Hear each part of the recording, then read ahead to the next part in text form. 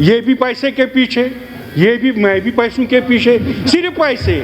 جب ہم رہیں گے نہیں تو ان پیسوں کو کیا کرنا ہے؟ یہاں صرف لاکھوں کروڑوں کی باتیں ہوتی ہیں, لیکن ہماری صحت کا کوئی خیال نہیں, انسانیت کا کوئی خیال نہیں رکھتا. جب بھی کوئی غلط خیال دماغ میں آئے کہ وہ زبان پہ لانے سے پہلے اس سے بہتر ہے اللہ کی ذکر کرے, یہ بھی بولے دم مارو دم مٹ جائے غم, بولا صبح شام ہرے کرشن ہرے رام. جس دن کشمیر سے چاول کے کھیت غائب ہو گئے, سب سن لے میری بات, نہ یہ پھر کشمیر کو ٹوٹنگ کہیں گے, نہ پاکستان کشمیر کو مانگے گا. لاکھوں کروڑ آپ کے جیب میں ہوں گی اور 40 سال کی عمر کے اوپر کوئی نہیں. یہ میری چتاونی ہے صاحبوں.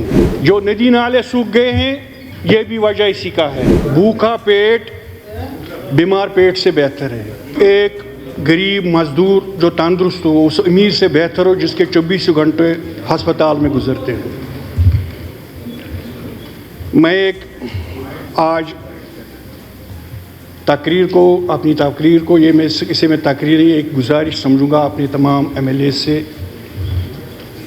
کل میرے ایک بھائی متر ہمارے بڑے ہیں, انہوں نے ایک جب ہارٹیکلچر پہ بات چلی تو یہاں پہ لاکھوں کروڑوں گنے گئے. ہارٹیکلچر جیسے آپ ہر جگہ درخت دیں گے تو اس میں موازنہ ہوا تھا رائس اور اپنے ہارٹیکلچر سے. ایک سجھاؤ آیا کہ اب رائس کی یہاں کشمیر میں ضرورت نہیں ہے, اب ہارٹیکلچر کو یہاں پروموٹ کیا جائے. میں ادباً اور نصیحتاً ان سے بات کہوں, یہ کشمیر صوفیوں کی زمین ہے. ہمارے جسے بتمالو صاحب کہتے تھے وہ ہل جوتتے تھے, ان کے بیلوں کے پیروں میں جو مٹی آتی تھی وہ دھویا کرتے تھے انہوں کھیتوں پر جو ہمارے چاول کے کھیتی جیسے دھان کی کھیتی کرتے. یہ ہماری سنسکرتی ہے. جس دن کشمیر سے چاول کے کھیت غائب ہو گئے اس دن سے کشمیر میں سوکھا پڑ جائے گا اور لوگ مریں گے. لاکھوں کروڑ آپ کے جیب میں ہوں گی اور 40 سال کی عمر کے اوپر کوئی نہیں. یہ میری چتاونی ہے صاحبوں کو. لہٰذا ہمارے چیف منسٹر ریونیو منسٹر صاحب بھی ہیں, یہ بیٹھے ہوئے ہیں, یہ اس کا سنجان لے کہ دیکھیں جو اپنی جو ایگریکلچر لینڈ ہے اس پہ کیوں دکانیں بنائی جا رہے ہیں, اس پہ کیوں ہارٹیکلچر پروڈیوس کی یہ جو ہارٹیکلچر کو ڈیولپ کیا جاتا ہے یا فیکٹریاں بنائی جاتی ہیں. آج سے 20 سال 15 سال پہلے ہر کوئی حکومت دیکھتی تھی کہ کون ان کو پرمیشن دیتا ہے. جو ندی نالے سوکھ گئے ہیں یہ بھی وجہ اسی کا ہے. اور یہ دوا پاشی ہمارا بلبل تھا کشمیر میں, کوئی ایم ایل اے مجھے بتائے آج کوئی بلبل دیکھتا ہے؟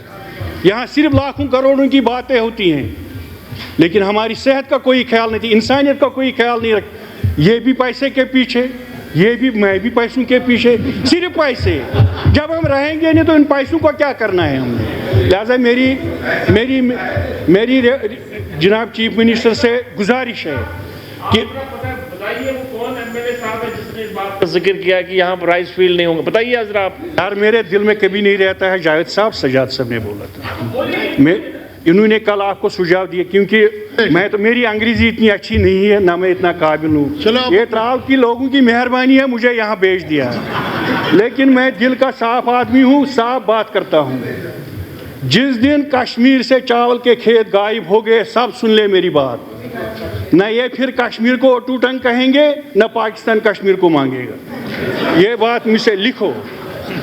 دوسری بات میں چیف منسٹر صاحب سے گزارش کروں گا, آپ تھوڑا میں نے آپ کو بتایا, میری طرف بتائیے. وہ نہیں کوئی نہیں ڈھونڈے گا آپ کو, جموں کو بھی کوئی نہیں ڈھونڈے. میں کٹر ہندوستانی ہوں, مجھے بتانے کی ضرورت نہیں ہے. میری گزارش ہے اب چیف منسٹر صاحب جو ہاؤسنگ کے بھی, ریونیو کے, ٹورزم منسٹر بھی ہیں, یہاں لوگ ابھی میزیں تھپا رہے تھے, گھیرا اسپاٹ کھل گئے, چلو اچھی بات ہے. ترال ملٹنسی کا وکٹم رہا زورا, وہاں بھی بہت ساری جگہ ہیں جن پہ آپ ٹورزم کو ڈیولپ کر سکتے ہیں. ایک میٹنگ لے لے ترال کے متعلق بھی, ان کو بھی بلائیے. یہاں میری چھوٹی بہن بیٹی جیسی ہے میری, وہ کہہ رہی تھی پرائم منسٹر صاحب ہمارے پردھان لکشدیپ گئے تو لوگوں کا جماڑا لگتا ہے. میں اس ہاؤس کے ذریعے آپ کے مادھیم سے پردھان منتری مودی جی کو دعوت دیتا ہوں وہ بھی ترال آئے, تاکہ وہاں پہ بھی لوگوں کا جماڑا لگ جائے. تو سارے وہاں, یہ بھی پہلے ہمارے ایل او پی صاحب بھی وہاں آئے. نہیں وحید صاحب تو آتے رہیں گے, آپ آئے. آپ کا کوئی منسٹر 1.5 سال میں وہاں نہیں آیا. اور آخر میں مجھے مانگنا تو آتا ہے لیکن دینے والے بھی ہوں. اللہ دیتا ہے, یہ بھی دیں گے انشاءاللہ. آخر میں ان بھائیوں سے گزارش ہے, یا ان بھائیوں سے جب بھی کوئی غلط خیال دماغ میں آئے کہ وہ زبان پہ لانے سے پہلے اس سے بہتر ہے اللہ کی ذکر کرے. یہ بھی بولے دم مارو دم مٹ جائے غم, بولا صبح شام ہرے کرشن ہرے رام.